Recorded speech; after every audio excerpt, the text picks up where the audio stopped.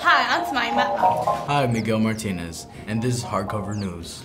We are here to inform you about the Project 606.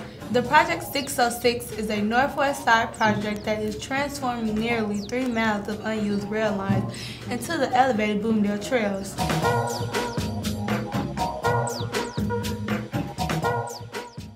How do you feel about the Project 606 and why?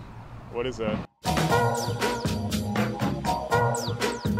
Well, from what little I've read, it looks pretty outstanding. From what I know, they want to actually make this a usable parkland and allow easy access for the public. I think it's fantastic. I think it's a great idea. This project has been in the works for at least a decade. Originally it was called the Bloomingdale Trail Project. It's since been renamed, so it's now the 606.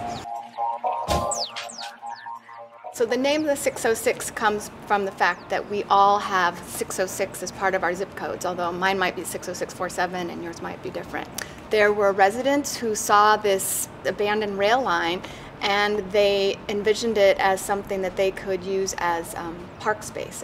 There was a group of people that came together as Friends of Bloomingdale Trail, and they really wanted a place to go and be active. So a safe place to bike, to jog, to walk. And so they were one group that really got the project going.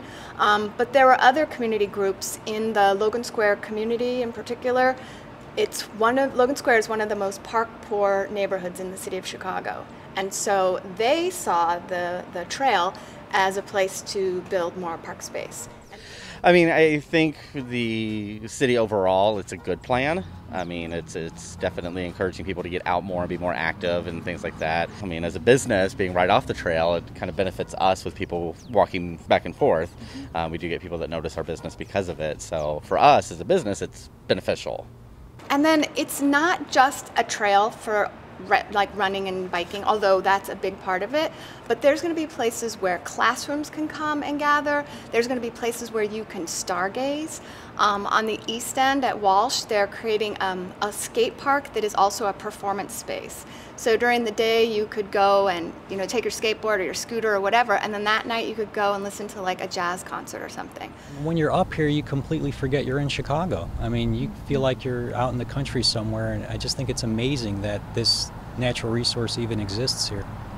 I love it. I've been going up here for 4 years with my dog, Jake, and I like it the way it is because I can bring him up here. It's good for me. It's the only place I can run with him without a leash. Do you think the Project 606 would separate the community or bring it together, and why? I think it can do nothing but bring it together.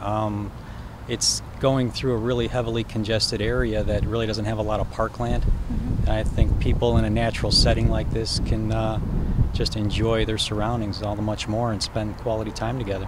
What's unique about this park is that it goes through 4 different communities. And it's going to, rather than cut them up, it's a linear park that doesn't get interrupted. And so absolutely, it's completely bringing those communities together in a new way. I like to say it's almost like, sort of knitting them together because they're all going to be connected. Well, I feel very uneasy because of the changes that are going on. I'm a photographer, so I live in the Bloomingdale Arts Building. And when we first came to the building here, this was an abandoned place. So we, as an artist, we got together and we decided to beautify the place. And a whole bunch of us spent many months planning and executing the painting of all these paintings along the wall of the Bloomingdale Trail. That was about 10 years ago. So the reason why I feel uneasy about what is coming here is that they plan to destroy everything, and then I don't know what they plan to do.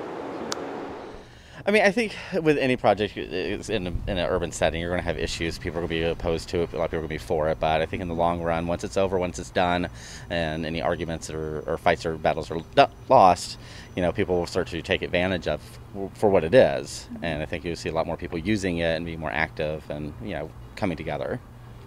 engineering firm that's part of the design team, Collins Engineering, they had to do studies along the embankments to see if lead was present in the paint, and they did find lead in the paint. And so it's really not up for debate.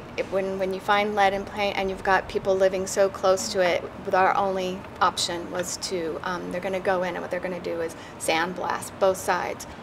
I would like to see more input from the neighbors to really make this thing happen. I would like to see community businesses develop, and I would like to see more things for the community. This is Hardcover News. Thank you for watching.